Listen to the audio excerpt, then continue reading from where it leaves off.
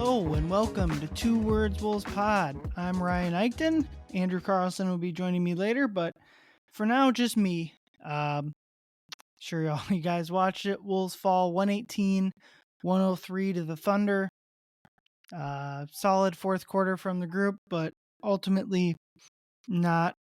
I don't think the final score is representative of what that game was, and what I felt was almost a carbon copy of what we saw in game one. So yeah, we're gonna be here for a little bit tonight, talking about both games. Didn't have a show after the first game, but wanted to come on tonight and kind of recap the first two games of this series. Thought the Wolves played especially well in the first half. Very similar to game one. Thought they played very well in that second half, and both times it just kind of felt like the margin should be more in the Wolves' favor than it was. They were up by 4 points at the end of the first half of game one, and they were down by 8 at the end of the first half of game two. Looking at it, they got outscored 29-25 exactly in both the first and second quarter tonight. Thought the Wolves played especially well in that first half, enough to take a lead against the Thunder, and just one of the biggest things, OKC hit a ton of tough shots in the first half. And then what we saw in the third quarter was the exact same thing as we saw in the third quarter of game one, and really what the Thunder have done this entire season, and they just overwhelmed the Wolves. 35-21 in that quarter doesn't do justice to how overwhelming the Thunder were, and really just leaves you wondering how far the Wolves are from winning a series against a team like this. Not going to do the full season retrospective, not even going to say this series is over, because I don't think it is. Obviously, the chances of winning are slim, but I'm not the type to kind of totally give up on a series, even if they're... I think the Wolves have a better chance of winning this than they did just because they got home games left than they did after 2 games of Dallas, and that's kind of the main... If you want to be negative, that's the main thing, is they've made the Western Conference Finals twice in the past 2 years. That's a really impressive feat. Not a lot of teams do that. I would probably say most teams have not done that in their history. Have made the Final Four back-to-back seasons, but now they're down 0-2 for the second straight year in the West Finals. And we'll leave the big picture thoughts for the offseason. What should they do about that? But for the offseason, we're going to kind of focus on what happened in this game and what happened in these first two. Just trying to sift through my thoughts. I thought the biggest thing, just thinking about what were the advantages the Wolves potentially had or the negatives that Oklahoma City Thunder had. And all season was kind of like, obviously Shea is amazing. He was awarded MVP yesterday, but they don't really have like a true second scorer next to him. And that showed up in the Denver series. Jalen Williams was very up and down offensively in that series, and tonight he was just awesome. I'm not even sure what the Wolves could do about the performance Jalen Williams had in this game. He took a lot of tough shots and made a lot of tough shots. Maybe they're not tough because these are the type of shots he can hit, but man, they hit a lot of contested mid-range shots in that first half. And obviously when Shea does that, you tip your cap to him, and or you try to force him off those spots that he's so good at. But if Jalen Williams is going to hit those shots, I'm not sure where the path is for the Wolves to win this series. And that is kind of the overarching thought I had about this series. I'm going to go over all the places where I'm like, this is something that the Thunder are overperforming or the Wolves are underperforming based on what we would have thought coming into the series. And given how good the Thunder are as a baseline, like them losing this type of stuff is just killer for the Wolves. A second player going off like Jalen Williams did is the first one. We saw the Wolves start to hard double Shea, and the Thunder knocked down a few open shots. And that's just, it's kind of, if Shea's going to be able to make the right pass and the Wolves are going to try to force it into other players' hand, if those guys are going to hit shots, and it's going to be really tough for the Wolves to win this series. Another one, rebounding. The Wolves won the rebounding battle. They had an extra 4 offensive rebounds, but second chance points were still in the favor of the Thunder, 14-12. And maybe that has more to do with the shooting percentages than anything else. But the Wolves that's got to be a place that the Wolves dominate. Um, if they want to win this series, they got to dominate on the glass. We saw it at points in the Lakers series. We never saw it really during the Warriors series. And we have not seen it through 2 games through this series. I'm going to go talk about each individual player a bit later, but obviously Rudy is the first place you look at for that. Just has not been a big enough factor in the series.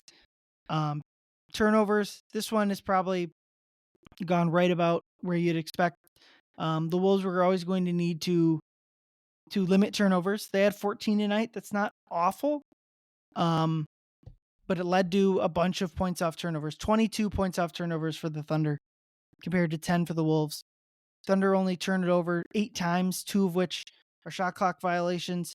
The Wolves didn't have a ton of live ball turnovers, honestly. A lot of their turnovers were dead balls. So 9 live ball turnovers for the Wolves. 22 points off of 9 live ball turnovers is just too many. So Wolves got to do a better job with transition defense. Transition offense, another place the Wolves just have not been good enough. Need to really all season have been a very inefficient fast court team. Obviously, the Thunder are going to beat you up in that area, but Wolves have to do a better job pushing the ball when they can. Don't let this Thunder defense set up on you, because the Wolves have struggled to score against it through 2 games. And when you do, you can't turn the ball over when you push the ball, and they've just done none of that. It's all none of that has gone right. And then the biggest thing, I know it's really hard to talk about, but you just gotta make shots. They're not making shots, and obviously the Thunder deserve a ton of credit for that. The defense is the biggest reason why the Wolves are missing shots. But another 11 of 39 from 3. How different is this game if that's 15 of 39? Let's see if I can do quick math there. 15 of 39 is 38%. So what you'd expect. The Wolves had an extra 12 points from 3. Who knows what that limits the Thunder on defense based on the rebounds. I just think that if the Wolves are going to win both games at Target Center or get back into the series or whatever, they just got to make shots. That's like the first point. And that, to me, that signals that the Thunder are gigantic favorites to win this series now, because if that's like the main, just make shots, if that's just the main counterpoint you have, you're probably in a tough spot. And the Wolves are. And then maybe just overall sloppiness, just being loose with the ball, just not being effective enough, just not playing well enough. It's a weird thing to harp on, but like they just got to play better. They just got to make more shots. And even if they do, maybe that won't be enough. It may not be, but they're just not even giving themselves a chance with the way they're playing. Overall, offense was, I guess, better tonight. Maybe not, but I thought the defense, and again, Oklahoma City deserves a ton of credit. They were carving up the Wolves, hitting tough shots, generating open shots. The Wolves just didn't do enough defensively to stop them. All right, let's go kind of down the list. I'll start with the top players for the Wolves and go down the list. Anthony Edwards thought he had a solid enough game. It's hard to, guy has 32 points on 26 shots. It's hard to really, ultimately he was their best player tonight. So it's hard to, had 6 assists and 0 turnovers. That's huge. 9 rebounds. Thought Ant was great tonight. Unfortunately, the OKC on the other end was, Shea was just better than him. Maybe that's not Ant's fault. That's as much about the defense but ultimately I just kind of felt like if the Wolves were going to win this series, Ant had to, at the very least, play up to Shea's level and maybe outduel him in this series. And through 2 games, Shea has been their better player. It's hard to overcome any series that you don't have the best player. But what we've clearly seen is obviously Oklahoma City has by far the better supporting cast. So, I mean, it's just it's just death. Like it's death if you don't have the best, the best supporting cast and you don't have the best player. you're looking at a short series in that sense. So somewhere we gotta either Ant's got to play up to Shea's level, or some of the Wolves role players have to step up and start playing better, because otherwise it's hard to imagine this series coming back to Minnesota for Game 6. I do feel confident that the Wolves will be able to win 2 of the next 3. I honestly do. I think this team has shown enough to feel good about that. But winning 4 out of 5 to take this series is obviously it's a really tall task. On defense, just Ant probably wasn't good enough. It's always hard to tell watching live if about defense. So probably have to go back and watch that. But everyone put out the photo of him looking sternly, and it's good for social media, but I don't think I don't know. It's hard to, I'm juggling with, like, I thought he played really well tonight. The stats look great, but fair or not, and I would probably call this unfair. They need him to go supernova. They need him to go just absolutely bonkers in this series to win. And he can't, and the problem with that is he can't just like start barreling into people or just start like going ham, because it's impossible to do that against the Thunder defense. Like, if you just force it, it's going to lead to turnovers. He had 0 turnovers tonight. If you'd have told me he scored 32 points, 6 assists, 9 rebounds, and 0 turnovers, I would think the Wolves had a shot to win this game. But they didn't. 1 of 9 for 3 is tough. Weren't fantastic looks, but he's been knocking down tough shots all year, so would have liked to see more of those go down. But I think defensively they need a bit more connected Anthony Edwards to win this series. They need him to be some sort of locked on defender, because that's the biggest thing I think that stands out with Oklahoma City in the first couple of series. I mean, the Lakers series especially, the Wolves had a lot of weak links defensively to attack. They had like Luka or Reeves in the first series, and even with the Warriors playing shorthanded, even as a good defense, they didn't have like a rim protector or a true Anthony Edwards stopper, so Ant was able to get to the rim fairly easily. OKC does not have a weak link defensively. They had 4 guys either named to all defense teams or at least get votes. The weakest defender is probably SGA, and that's probably mostly because that's just, he's doing so much on offense, he can't be their best defender, and it also says more about the rest of the team because SGA got all defense votes. He's a good defender. So there's no one to attack.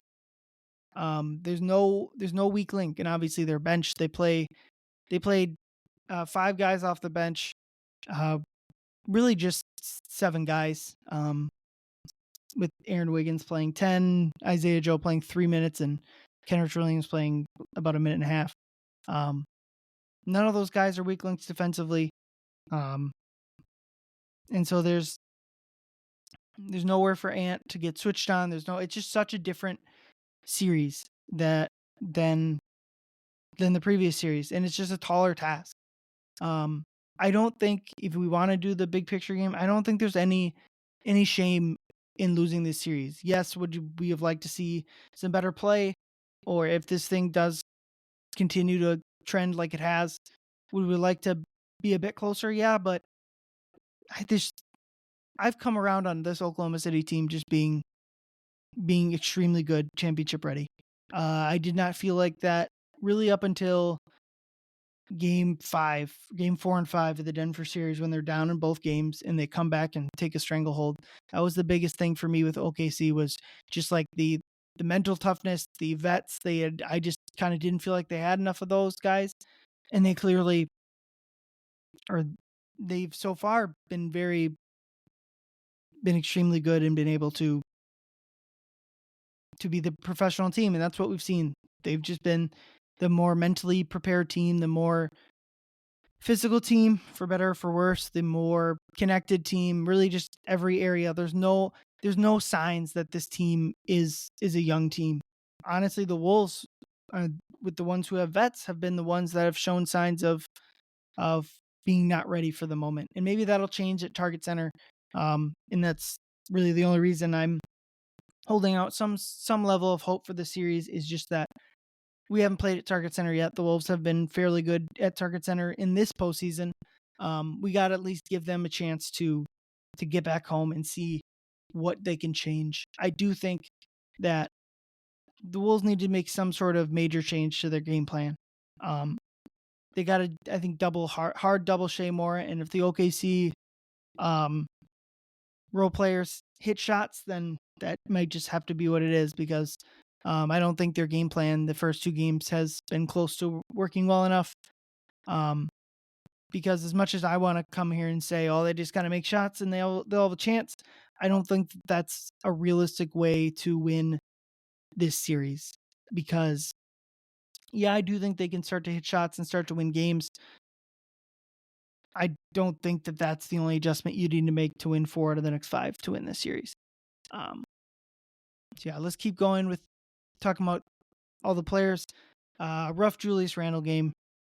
He's 2 for 11 from the field, 0 of 3 from 3. Just had a great first half of game 1 and really has been non-existent ever since then. Has not been able to get the bully ball game going. 0 assists, or excuse me, I'm looking at the wrong. 5 assists, 4 turnovers, 5 rebounds. Just it's been closer to the bad Julius Randle in this series.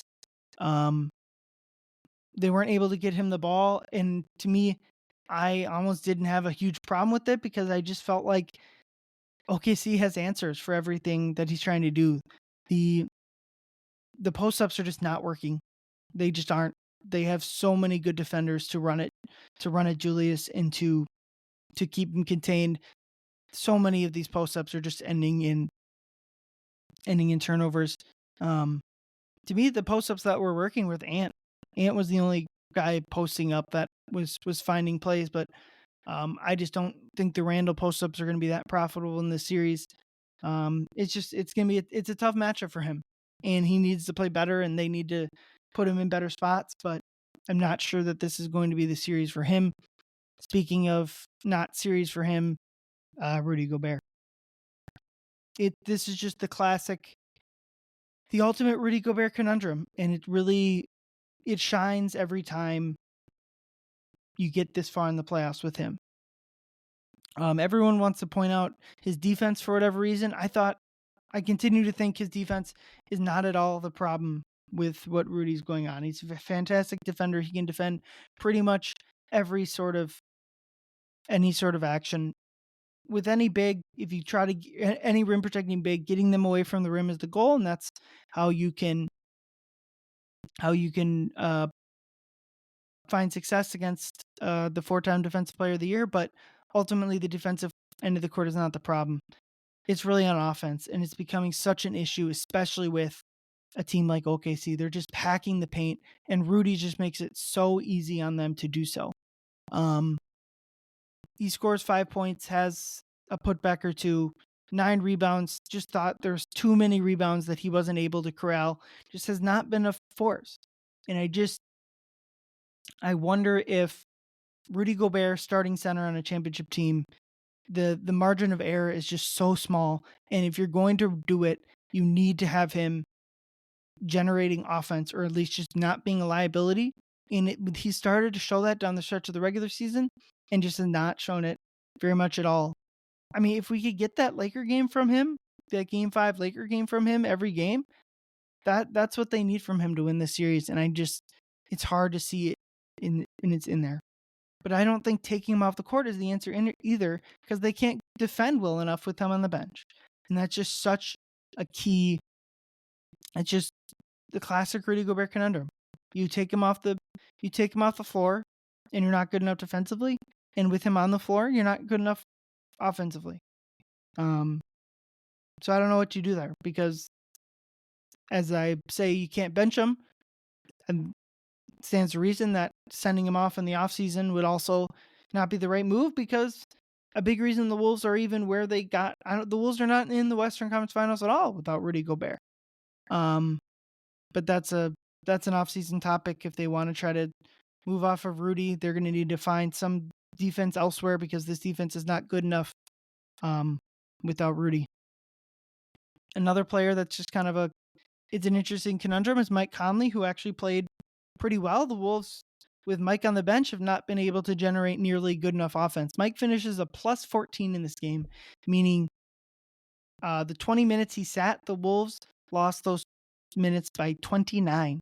I mean, if you're losing more than a point a minute, you're on pace to lose by 50 plus. Like, they got just torched in the Mike on the bench minutes, which speaks to the regular season when people wanted Mike out of the rotation. The numbers aren't going to fly off the page for Mike, but the Wolves offense, the only spurts of good offense they had in this game were with Mike playing well. So it's hard to, but on the flip side, on the defensive end, they were attacking Mike like all players, like all they do. Mike defends well for his size, but he's just like physicality wise outmatched. So with Mike, it's hard to defend with him on the court right now, and it's almost impossible to play offense with him off the court. And with Rudy, it's the exact opposite. And it just kind of feels like when the Wolves are good, those two aspects are balancing each other out. The Mike offense is balancing out the brutal Rudy offense, and Rudy's defense is covering up for Mike's lack of size and physicality on defense. And this series has just been the opposite, where it just feels like both of those holes, they're not scoring enough because of Rudy, and they're not defending well enough, in part due to Mike. So I don't know. I don't know if they got to go away from Rudy. That seems tough. And going away from the one player that had a great plus minus in this game seems even worse. So I don't know. It's going to be, I'm struggling to find lineup answers in that sense. It's going to be up to Finch to kind of figure that out. That'll be the goal of the next 2 days. If they can win game 3, then you're at least somewhat back in the series. I guess you probably got to win game 4 too, because coming back from down 3-0, 3-1 with 2 of those games in OKC feels like an impossible task, but winning 2 straight after getting walloped also feels like a tall task. Last starter, Jaden McDaniels. Offensively was fairly solid. 8 of 15, 4 of 8. But just not quite impactful enough on Shea defensively. Certainly, I think they'll try to mix up what they're doing with their coverages on Shea. I just think fouls are such a big part of Jaden's success. When he's able to get away from fouls, he's a fantastic player. And when the fouls are coming, it's really tough. The other part of Jaden is he's a super emotional player. And that's really a good thing for most of the time. It fuels him in the trash talking and everything he does out there on the court. I know people don't see it because he looks like he's got the stone face and the classic meme with Jaden happy, and he's just completely still. He said one time in the locker room, "Well, that's just because you guys don't see me at home." So he is a very emotional player, and with Shea and the fouling and the grifting, if you want to call it that, it's just a tough series for Jaden defensively, and we saw it on that play where he gets the technical or the flagrant one where Shea hooks him twice. I think if you want to go in on Jaden, hey Andrew, what's up? Ryan, tough one. Yeah. I'm going down the list of players, and I've gotten to all the starters but Jaden. So I was going in, not going to do the referee rant. Yep. But Jaden is clearly getting frustrated by the SGA of it all. The ethical hooper of it all. He, on the play where he gets the flagrant, Shea hooks him twice. I completely understand why he's frustrated by that play. You see him turn to the ref and kind of in classic Jaden fashion pushes SGA on that play. As an emotional person, I don't hate it, and even as it didn't affect the outcome of the game, so whatever. But clearly Jaden's emotions are getting the best of him in that sense. And generally emotional Jaden is good Jaden. But in this case, it's not. And I worry that the foul trouble of it all is really just not letting him thrive on defense. Yeah, he's getting worn down clearly. And frankly, if I'm Jade McDaniels at this point in time, um my frustrations are pretty warranted. I mean, I think that you're one of at least in game 2, you're frankly one of the only players that showed up. And I know you've maybe gone down the starter list, but um I mean, at this point in time, the center that you're playing next to in Rudy Gobert has been completely ineffective in a series that he's needed to be effective in. Mm-hmm. I mean, you can't have this from Rudy in this series, especially when you've lost both games now by 10 plus points. He needs to be a stabilizing force when he comes in the game. And frankly, at this point, it hasn't happened. And when you're Jaden, like Shea's getting by you a little bit. He might be getting the best of you. He might be getting those hooks. But during the season, 9 times out of 10, Rudy's behind you to help to help with that. And in this series, he's getting tied up. And when that shot is going up, and maybe you force the first miss, he's not there to get the rebound. And so if I'm Jaden, like at this point, man, screw it. Like I'm gonna throw him to the ground, and I'm gonna just prove a point. And frankly, at this point in time, like I'm kind of on the side where this maybe should have happened in game 1. I mean, it did. Ant threw a ball at him in the Like, first quarter. and I think it should have been a little bit more. Like I think it should have, like, this type of physical foul should have happened in game 1, where you have to set a tone for the series, man. And you're coming back home to Minneapolis now down 0-2, and it's one of those things where if you're not showing that, yes, you're a little bit frustrated, but two, you're sending a message to the people behind you of, I need a little bit of help here. Like, I can't, like, yes, Shea Gilgeous-Alexander, like, for whatever you want to say, yes, he might be a free throw merchant. He might dive after whatever contact he might draw. I need some help getting the rebound after the shot goes up. And I need some help a little bit on the contest if he does maybe get by me. Because the Wolves do a really, as Chris Finch has said all season, they've done a great job forcing the first miss. But once again, these second chance points. It's like the second chance points disparity was 2 points tonight. It was 14-12. But it felt like Oklahoma City's 14 carried so much more gravity tonight than the Wolves' 12 did. And those are killers. And Jaden's 22 points, I believe he had 22 points.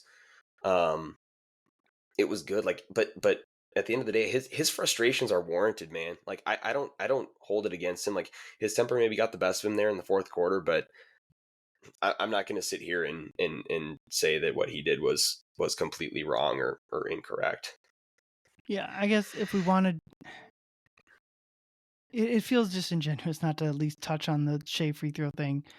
Personally, I don't think the officials are the reason the Wolves are down 2-0. I don't No, think the Wolves eat, but specifically the way Shea gets to the line, I'm not even going to go down if they are fouls or not. Personally, some of them are, some of them aren't. He does a good job of accentuating what is and what's not. But if someone can't at least understand why opposing fans and opposing players aren't pissed, you're just not. I don't think you're living in the same reality I am. It's very easy to understand why it's frustrating.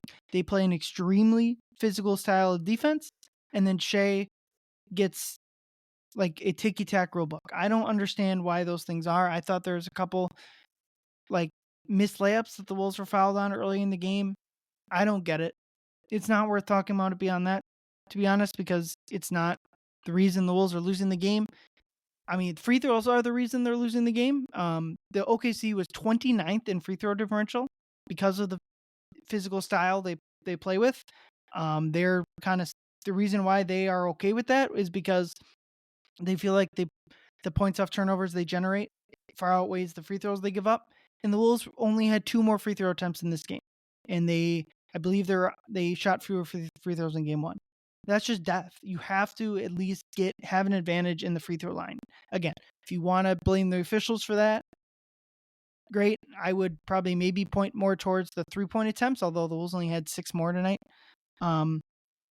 or the Wolves just got to do a better job getting to the free throw line. And honestly, the fact that they had like half of their free throws in the second half. They had 25 free throws in the second half and only one in the first half. So they just got to get to the line better. I do think that they did a better job like getting into the paint and like probing the defense a little bit better. I thought their 3-point attempts were better tonight, but they still didn't go in. And I know it I already said this, but I'll have you touch on it. I know it sounds like lame analysis, but the way the Wolves are shooting, they've just not given themselves any chance to win any series in the this far in the playoffs. And so in the first, I do think there's obviously the Thunder deserve a ton of credit for the reason. It's not just in a vacuum the Wolves are missing these shots. But the Wolves are missing some wide open ones too, and I bet you when the tracking data comes out, it's going to say the Wolves underperformed their shot chart again.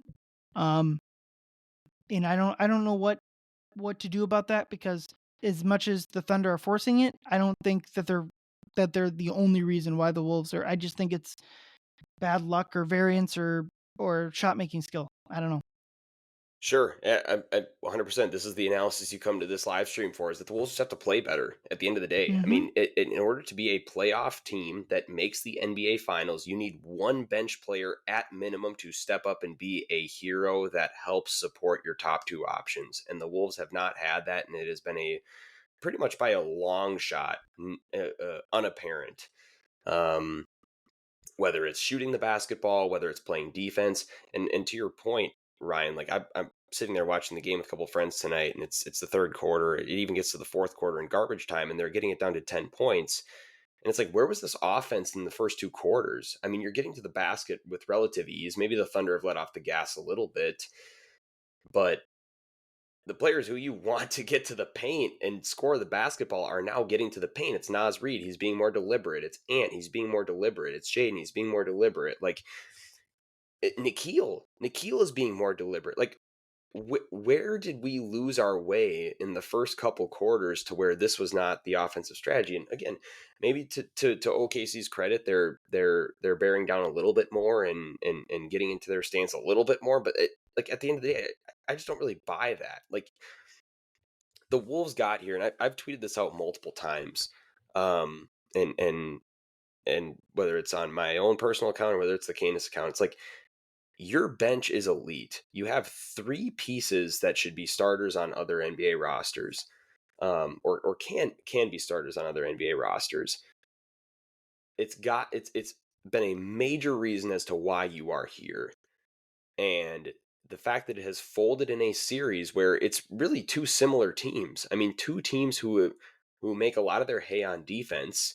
Maybe OKC a little bit more on the defensive side, the Wolves a little bit more on the offensive side, whatever it may be. They have eight guys who can start on NBA rosters, and these are two teams who, under the new CBA, are built to win championships. Like, this is the formula. You have eight guys who are starters who can win, who can help you win games. And so far, OKC's bench has shown up more so than the Wolves bench has. And for whatever reason, whether it's former six man of the year Naz Reid going 3 of 8 again tonight, and Dante I think again went 3 of 8. Like Dante has to have a 20-point night one night. Nas has to have a 20-point night. Like, these are guys who need to step up and play better. Like, at the end of the day, like that, like, it sounds stupid and it sounds like a bullshit reason, but at the end of the day, like, you just have to play better. You really do. Yeah. Like, you have to play better. You have to be more aggressive. You can't be standoffish on offense. And Julius going 2 for 11 tonight. Yeah, sure, that was a factor. Like, maybe, but you have a good enough roster from 1 through 8 to be able to pick that up and bring it into the fourth quarter and be in a position to either bring the game to a tie or be able to close the game. I thought in game one, if you make three more threes within the first three quarters, you're in a position to close the game out in the fourth quarter. Tonight, if you make two more shots in the fourth quarter, you're in a position to come back and crawl yourself back into this game. It really is, in these series, a matter of just a couple going down. Yeah, I said I thought both first half they played have been very good, and both times I thought the margin should have been more in the Wolves' favor. both times, and then basically the same carbon copy third quarter where they just get overwhelmed. And that's been 35-21. yeah, The third quarter. it was worse than that. Um, I just think that I don't know, like the it makes sense why you get overwhelmed by the OKC defense. It's not just the best in the league; it might be the best in a decade or plus or more. I know we kind of said that about the Wolves defense last year, and it's true, but the Wolves last year and the Thunder have even topped it this year. Are two of the better defenses of this last era of the NBA, and the Wolves are just clearly getting flustered by it. Nas and Dante and Nikhil had a solid enough game tonight, but didn't really guard his cousin all that well. Again, some of the foul calls on Nikhil were annoying, but yeah, Nas and Dante have just been, aside from a couple quarters from Nas, both of those guys this entire playoff run have been pretty putrid. It makes me wonder what kind of contract Nas will get this offseason. Nas has played his way out of a little bit of cash, that's for sure. Yeah, And obviously Julius has done the opposite, but I know Dane's mentioned it on his pod a little bit too, but I think the questions about Rudy have to be asked as well. I think that this is a series where I mean, you have to point at Rudy a little bit. I mean, there's so many times where Rudy was on the floor tonight. I mean, this is never going to show up in the box score, just on the straight up rebounding count of things. I'm just going to double check and I mean, maybe my cause is substantiated. Maybe it's not. It might just be more of an eye test thing. I mean, OKC out rebounds you 42-41. It's not, but it's the gravity of some of the offensive rebounds that OKC was able to get with Rudy on the floor tonight. And it begs the question of how effective can Rudy Gobert really be in a playoff series against another dive big like Isaiah Hartenstein? Because tonight I think tonight I think was a little bit of an indictment on where that's going. I mean, I think game one you could say, okay, I mean, he made some really good defensive plays in the second and third quarter, and kept the Wolves in the game for a lot of the time. I think in obviously the Lakers series, you had the closeout game, the 27-24. I think too in Golden State, like he had his moments. It didn't necessarily appear in the box score, but he was effective defensively. But I think this is the series where you really have to say, like, at what point in time is Rudy Gobert a floor raiser and a ceiling holder? And certainly a floor raiser where you make back-to-back Western Conference Finals, certainly an elevator of the franchise, and he's gotten you to a certain point with the defense that's been around him. But there were too many times tonight where back-breaking offensive rebounds went to Oklahoma City with him on the floor, and that just Rudy's MO is that can happen every once in a while, but it can't happen too many times. And I think whether it was the first half or the second half, especially crawling back in the game too, you just had too many of those. It's to make it worth the while, and that was, I think, a big reason as to why they maybe coughed up what could have been a little bit of a comeback and a little bit more of an interesting game down the stretch, especially in the fourth quarter when you pull it to 10 points. It just too many backbreakers. And credit to the Thunder, when it's just as much of a Wolves minus as it is a Thunder plus when you make a little bit of a run and I'm sitting there the whole time. I'm like, I'm just waiting for the Wolves 7-0 run, just like 1-7-0 run, like just bring it to within 6 points, within 5 minutes, like just 1-7-0 run. But the Thunder make winning plays. That's just what they do, and whether it's overwhelming the Wolves front court or being able to stop the backcourt from getting in the paint, they've been able to do it all series. And if the Wolves don't take two straight here in Minneapolis, then it's curtains. Yeah, it's a classic Rudy Gobert conundrum where it's just so dumb that people like attack his defense because it's been phenomenal all series. But their offense suffers with him on the court, especially against this OKC defense that is just packing the paint. It's but the rebounds. You can't take him off the court because they can't defend with him off the court. So what do you do? I mean, do you trade him? Because that's the same conundrum. Wolves are not good enough defensively with Rudy Gobert off the court. They're just not.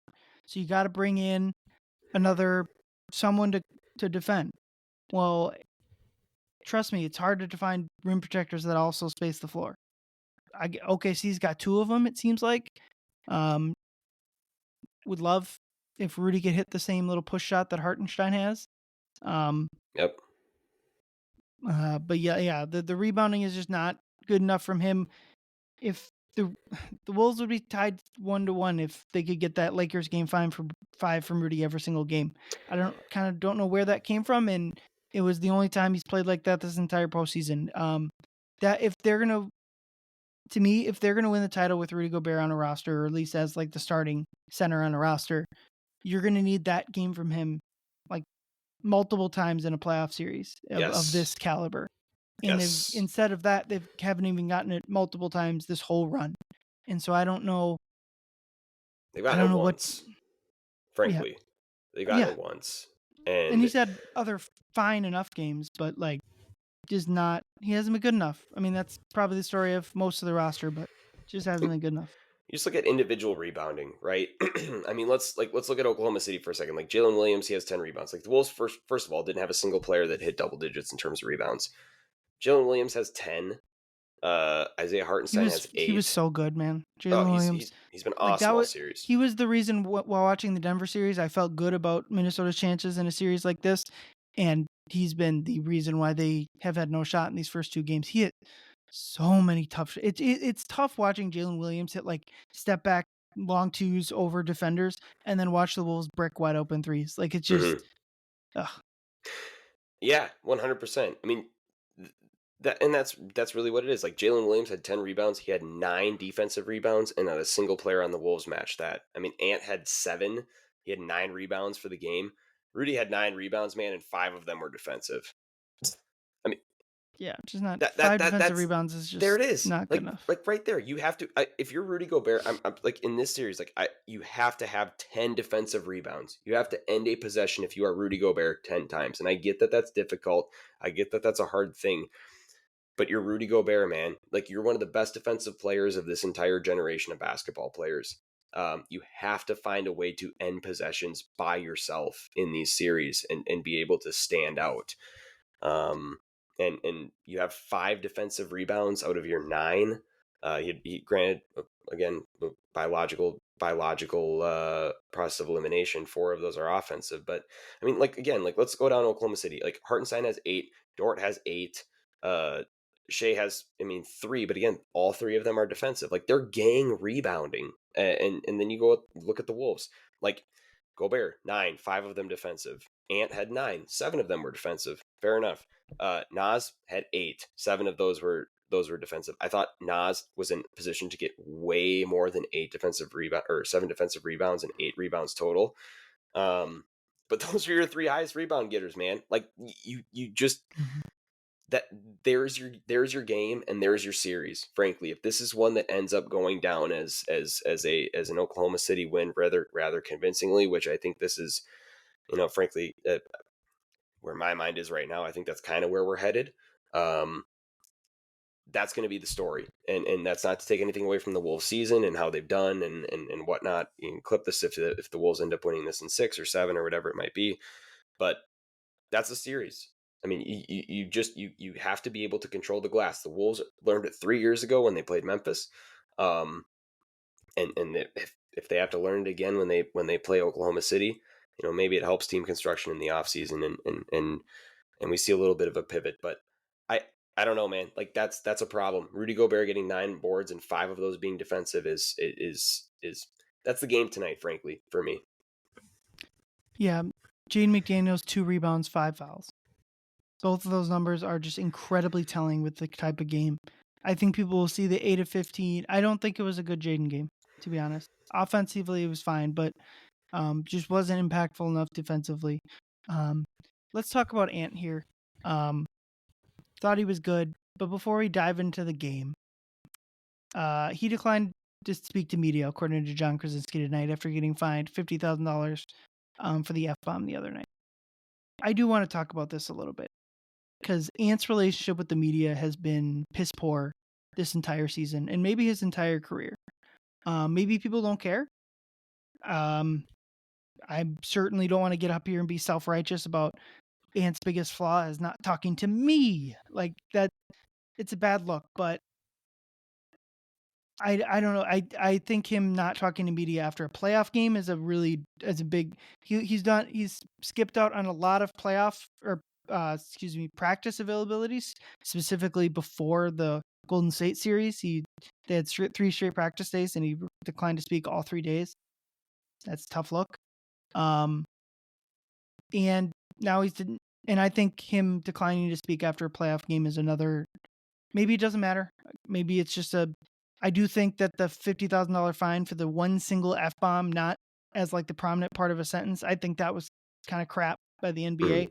I know they've made it very clear they're trying to get that out of his vernacular, and I get that. I thought that was, and so if that fine is really the main reason why he skipped and not the outcome of the game, then I guess I get that to a certain extent. But when Tyrese Halliburton, after which game of the game 3 of the Cleveland series, when they got blown out, Halliburton declined to speak to the media, and it became a whole story for locally there for He declined to speak multiple. on both losses, actually. I believe. I think it was game 3, but I think it was another one too that he declined to speak, and that became a pretty big It story. became a big story, at least locally. That there people were talking about it over and over and over. They asked him at the practice the next day. They asked him at the post game after they won.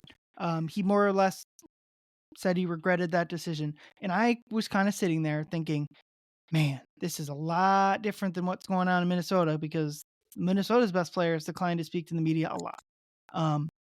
And maybe that doesn't matter. Maybe people just don't care, and I kind of understand that and rather talk about the game. But I do think after a loss like this, it's a bit of a bad look.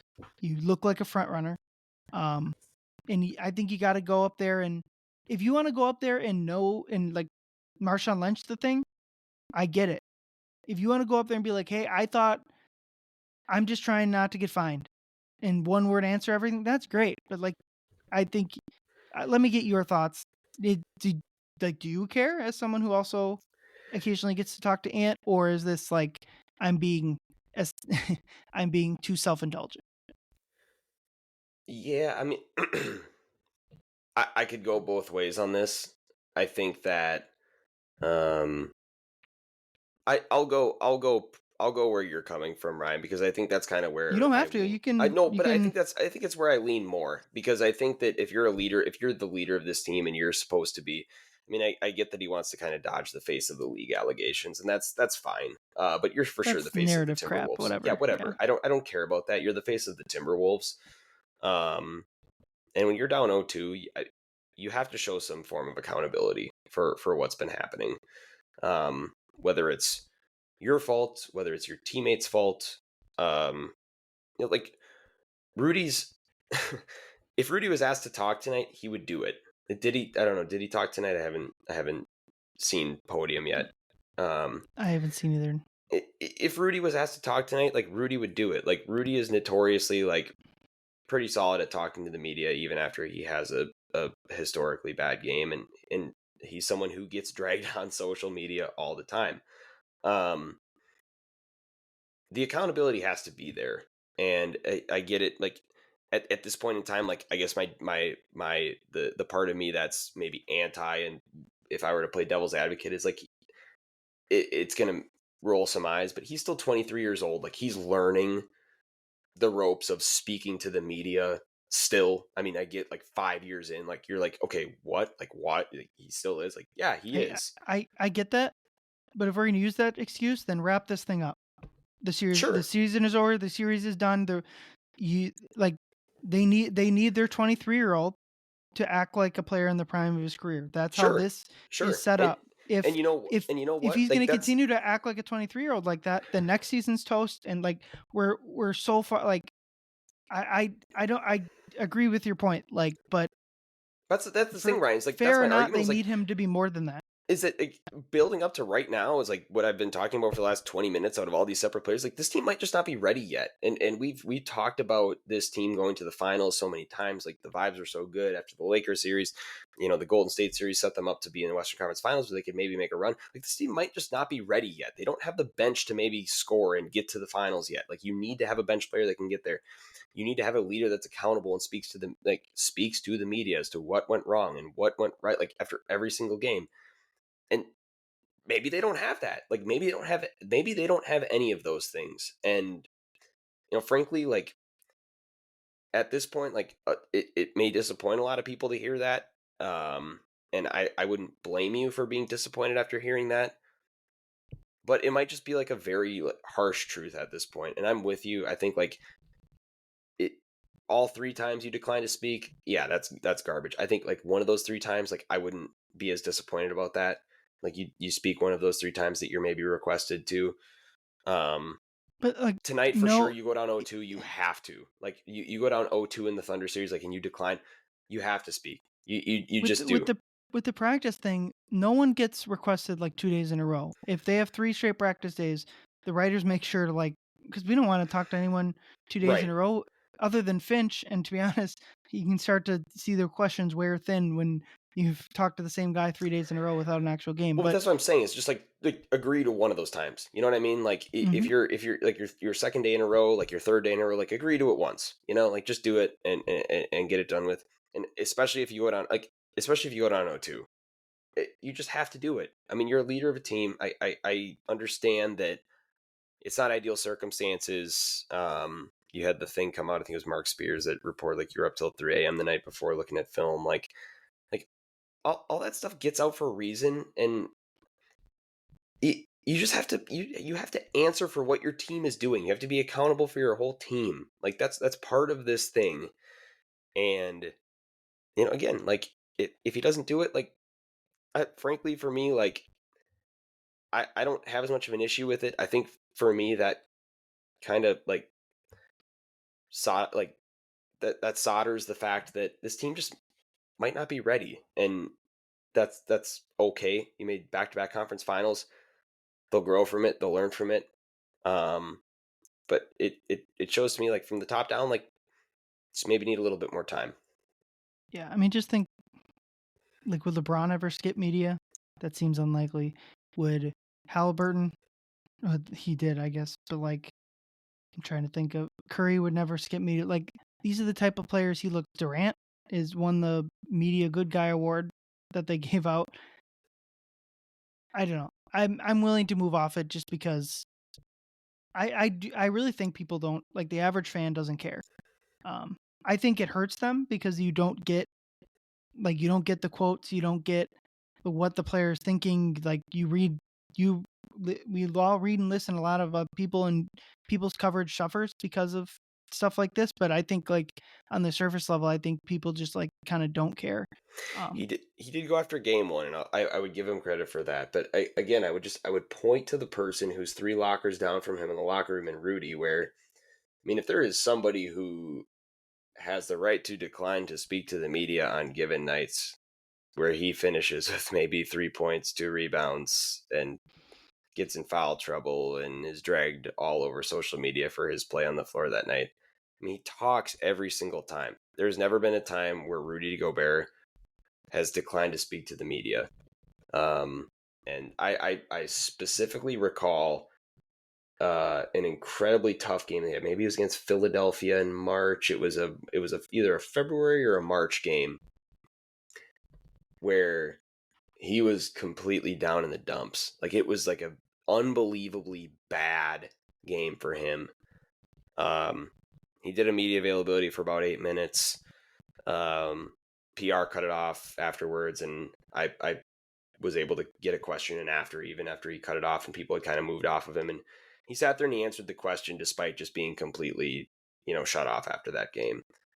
And that to me, for someone who's at this point been reduced to a role player, and we talked about a little bit of is he around next year, is he not, like we'll see.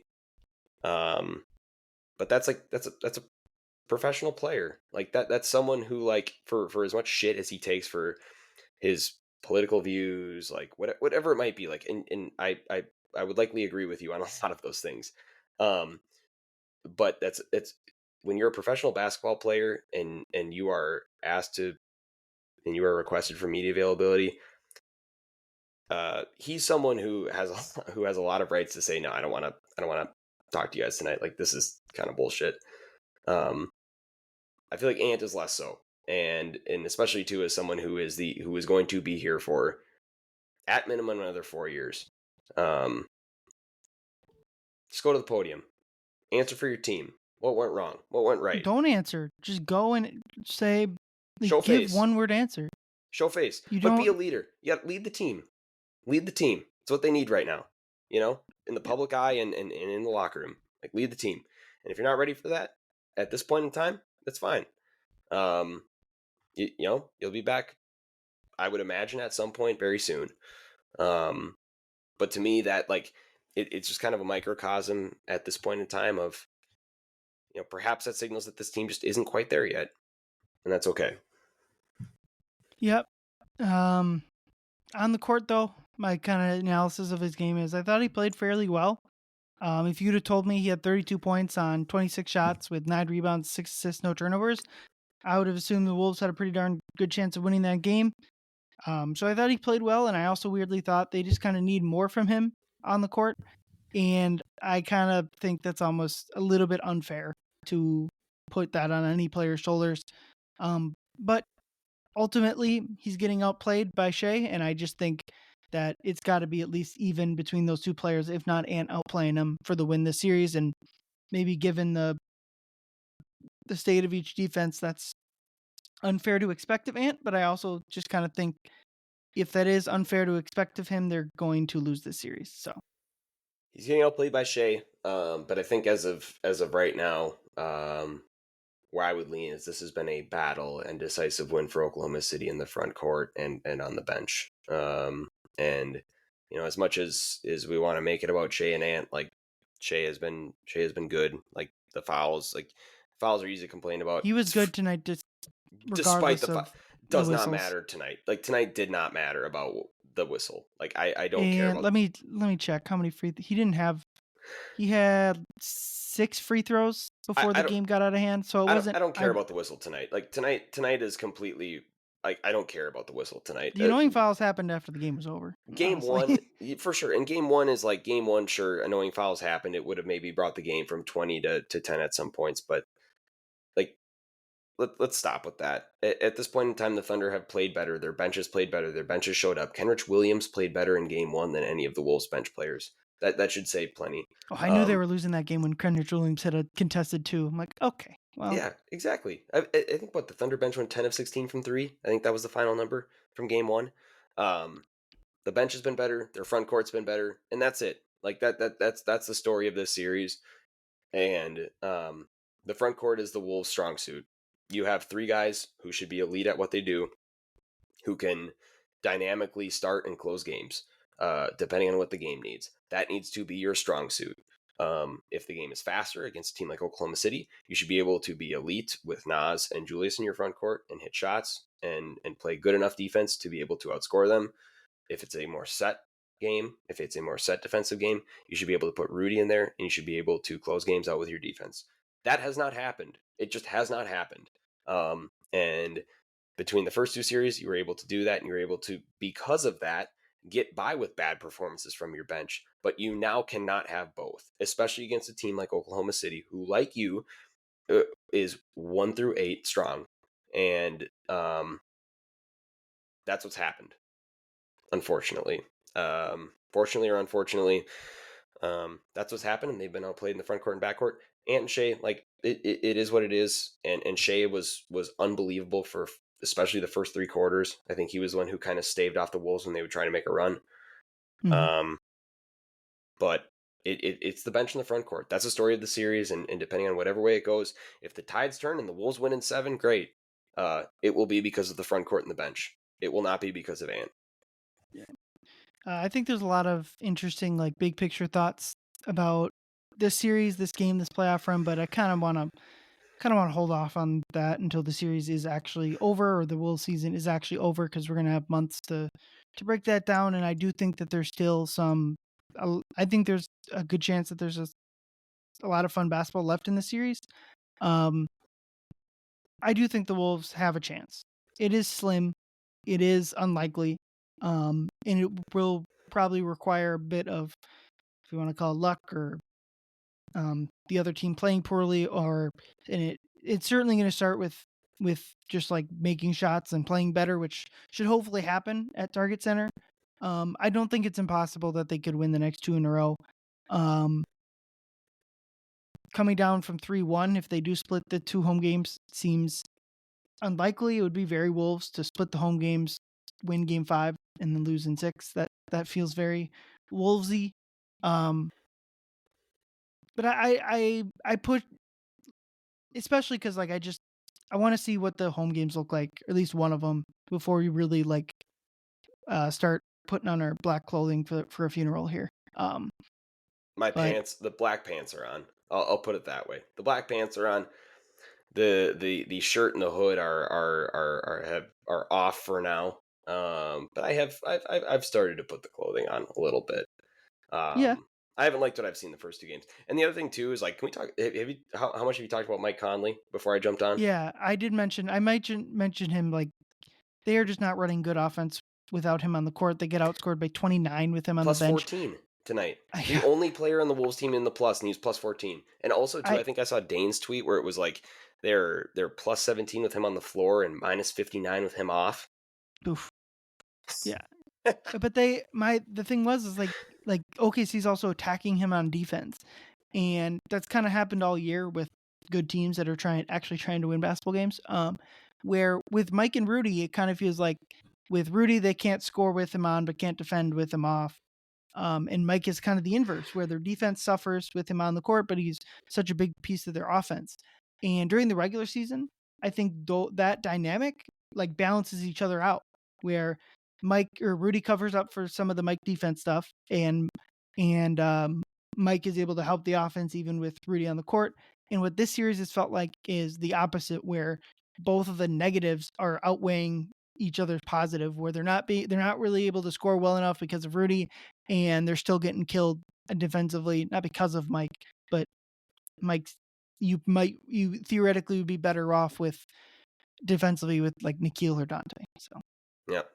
Yeah, I couldn't agree more. But it's still interesting though. I mean, it was a decisively minus game for everybody in the Wolves rotation except for Mike, who finished with a plus 14. yeah, what I And think if you plus have a minus can be deceiving. I'm with you that I think Oklahoma City did a nice job attacking him defensively. I think especially like dragging him into the paint and getting him in uncomfortable situations. I think Jalen Williams was specifically one who kind of put him um, on an island when he was Mhm. switched onto him.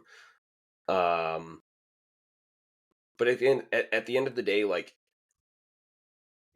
Mike Conley was the safety blanket during the regular season. He was not the organizer. Like he's an organizer. He was a safety blanket during the regular season, but the offense didn't die with him off the like it wasn't completely dead off the floor. And so what this coaching staff needs to do between game 2 and game 3 is figure out what was Mike doing? Like what were the actions that were being run with Mike on the floor that were successful? Because I do think that like the Wolves have found success with Dante and Nikhil bringing the ball up the floor and just initiating actions and initiating sets. Like what can you find that can get you into successful positions to get open shots? Um, because at the end of the day, if you can get open shots, go down with the ship and shoot the basketball. Yeah, that was my biggest takeaway from game 1. People were like, and I think they did do a better job of getting in the paint, but as far as like shot choice, I don't think like reducing the number of threes is when they're open. That's not. I thought Ant pumped out of a couple of threes that I would have liked to see him take, even with him being 1 of 9. I don't care that Shoot if the you're rock. one Shoot of the nine. rock. You're I you're you a late contest three from the corner is a good shot. Put it up. You're all NBA Um, players. You're all NBA basketball players. You all can shoot threes at a proficient level. and Shoot the rock. if they were favorites, maybe like shooting this many threes and playing the variance game would be bad. But like if you're underdog, you want the high variance stuff is going to pull you closer to 50-50. Like I don't know. I would keep shooting it. That's my if they're open. Couldn't And agree more. I thought almost all of them were either open or ones you want to take. Let's before we close, let's think about what if the Wolves are going to find success in this series. What is like one big change that they can do? Because I don't think like trying to fiddle on the margins is going to be enough. And my biggest thing would be hard double Shea, like you did in that one crazy comeback. Make others beat you, and there's a likely chance or probable chance that they just do. Well, that Um, was I successful for a period tonight when they mm-hmm. hard doubled Shea late in the game. There was And then success there. with a couple minutes left, Jalen Williams hit an open three and that ended the game. And so I just think, especially at target center where role players on the road tend to perform lesser, I would be hard doubling Shea, get it out of his hands. And if the back and this is going to require better defense than we saw tonight to have rotations that are on point. But if they're going to hit, if the Lou Dorts, the Holmgrens from outside, if they're going to hit open threes, then you're probably just toast. That's it. That to me, you don't have anything left to lose. It's kind of like a baseball analogy. I always get frustrated when there's a walk in the ninth inning when you're up by more than one run where a home run doesn't really hurt you. It's like throw it down the middle. And I think that to me, doubling Shea is like the throw it down the middle. You're already like you got nothing to lose. You can't have a walk. Like let's try to. It's like they're gonna hit it, but just hope the line drive goes right at the left fielder or whatever. Like that'd be my adjustment I'd want to see him make. Yeah, I would agree with you. I think that hard doubling Shea is again like we said, it's like late in the game it worked. Like it actually did. Like it generated some misses, it generated a couple Mm-hmm. turnovers there. Like it's not like that's a completely lost cause. So I'm with you on that. I think for me, like I would give up some transition points if it meant more crashing of the glass. Um, I think that you have had 2 week of rebounding performances so far in Mm-hmm. this series to continue to do what you are doing. Um, I think Oklahoma City tonight. Let me look at the game chart real quick. Um, I mean, you had a weak rebounding performance, and your fast break points were 16-9. If your fast break points next game, and I know that it's iffy on fast break points in general. Like what is that as a stat? But if fast break points were 20-9 next game, but you're able to generate 10 offense or 10 rebounds for multiple people on the team, I think that's a win. I think ultimately that's a profitable thing. But right now you're stuck in the middle and you have multiple people crashing the glass, and then Oklahoma City is getting out and running and getting some pretty easy buckets. So if you have intentional, like 3 intentional people crashing the glass with 2 people getting back in transition, I think that can be pretty profitable. I think at this point in time, spare yourself on the glass and allow fast break points if you really need to. Um, and take your chances and roll the dice there. But you just have to rebound better. You cannot keep rebounding like this and expect. I mean, you're going to get swept if you keep rebounding like this. Frankly, in my mind, it's been abysmal these first 2 games. Yep. Pretty much, what I came in here saying is the Wolves are getting outplayed in almost every single category across the stat sheet. So they gotta do something. And Play better. rebounding's one, free throws, shooting the ball, just something. Play better. That's what you come to this podcast for, the groundbreaking analysis. Play better. Yeah. Well, Andrew and I will be back on Saturday night. One or both of us on the live stream at Target Center. We're hoping it's not like we said. We got our like to continue the broken analogy further. Like I've put on the white T-shirt, which goes with like I can put on a dress shirt over top of it, or I've got the hoodie in the back of the car to throw over the white T-shirt too. If we're gonna still party here, but we'll see what Game 3 holds. It'll be a big one if you win. you got a chance to bring this series back, even if you lose. We're hoping to be the 04 Red Sox at that point. But yeah, thanks for joining me, Andrew. I know you had your own personal life tonight, but I appreciate you rushing home for me, and we'll see everyone Saturday night. Wouldn't miss it, Ryan. Go Wolves. Hey, you.